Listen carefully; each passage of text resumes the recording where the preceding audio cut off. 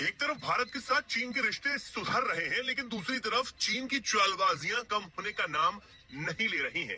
चीन से बॉर्डर पर चीजें सामान्य होने की दिशा में कितनी भी तेजी से आगे बढ़े, लेकिन उस पर भरोसा तो नहीं ही किया जा सकता है। इसका एक सबसे बड़ा उदाहरण है तिब्बत में ब्रह्मपुत्र नदी पर बनने वाला चीन का बांध, जिसका अब निर्माण कार्य भी चीन ने शुरू कर दिया है। चीन ने दिसंबर में इस प्रोजेक्ट को मंजूरी दे दी थी। भारत की चिंता जाहिर करने के बाद भी चीन अपने बांध का काम शुरू कर चुका है। ब्रह्मपुत्र नदी पर बांध बनाने की शुरुआत का ऐलान खुद चीनी प्रधानमंत्री ली कियांग ने किया। चीन की सरकारी न्यूज एजेंसी शिन्हुआ ने कहा कि इस बांध से हुए इलेक्ट्रिसिटी प्रोडक्शन से तिब्बत में स्थानीय बिजली की जरूरतों को पूरा किया जाएगा। साथ ही अन्य क्षेत्रों में होने वाली खपत की भी पूर्ति होगी।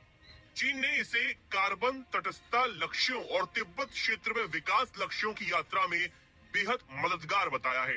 ब्रह्मपुत्र नदी पर बन रहा ये बांध दुनिया का सबसे बड़ा बांध होगा। इस वक्त चीन में यांगत्जे नदी पर बना 3 गार्जेस बांध दुनिया का सबसे बड़ा बांध है। ब्रह्मपुत्र पर बन रहे बांध से 3 गार्जेस से भी कई गुना ज्यादा बिजली पैदा होने की उम्मीद है। लेकिन चीन का ये प्रोजेक्ट भारत के लिए सिरदर्द है। करीब 167 अरब डॉलर की लागत वाले इस बांध के बनने के बाद ब्रह्मपुत्र रिवर सिस्टम के वाटर फ्लो और इकोलॉजी के प्रभावित होने की आशंका जताई जा रही है। न सिर्फ भारत बल्कि बांग्लादेश में भी इसका प्रभाव देखने को मिल सकता है।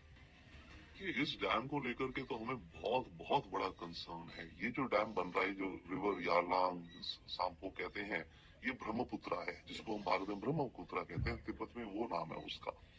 इस पे हाइड्रो डैम बन रहा है और ये इतना बड़ा डैम बन रहा है कि दुनिया का लार्जेस्ट इस तरह का इंफ्रास्ट्रक्चर प्रोजेक्ट होगा। इसको बनाने की कीमत करीब 15 लाख करोड़ रहेगी।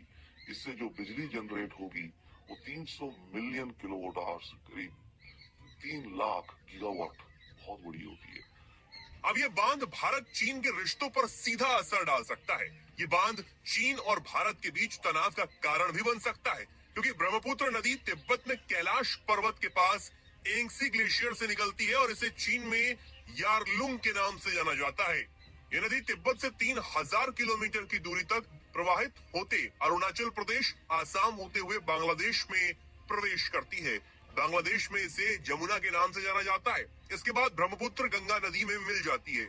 मीडिया रिपोर्ट से पता चलता है कि चीन को तिब्बत में इस विशाल प्रोजेक्ट के लिए नमचा बरवा पर्वत के आसपास कम से कम 4 20 किलोमीटर लंबी सुरंगें खोदने की जरूरत होगी। इसमें तिब्बत की सबसे लंबी नदी ब्रह्मपुत्र की धारा को मोड़ दिया जाएगा। इससे निचले इलाके में पानी का प्रवाह कम हो सकता है।